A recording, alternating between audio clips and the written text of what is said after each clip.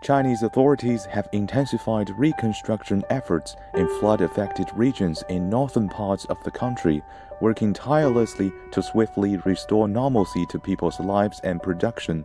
The Haihe River basin that passes through Tianjin has seen flooding due to Typhoon Jari, seriously damaging water conservancy facilities in some areas.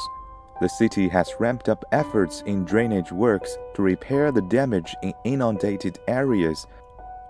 目前行洪工作仍在继续，我们会统筹做好防汛抗洪救灾，和灾后恢复重建工作，加快退水进度，尽快恢复正常生产生活秩序。In Laishui County, Hebei Province, damaged roads and bridges in disaster-stricken areas are being repaired. Grid personnel are also restoring the power supply for the locals. 现在山区5乡镇的抢修已经进入收尾攻坚阶段。截止到目前为止，我们投入的人员力量总共1000多人。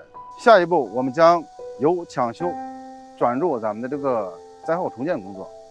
Chinese authorities on Sunday held a video conference to discuss the rain, water, and geological disaster situations in the country, as well as potential influences and impacts caused by typhoons. The meeting made arrangements to guard against floods and typhoons, especially in key places such as Tianjin, Liaoning, Chongqing, and Shanxi.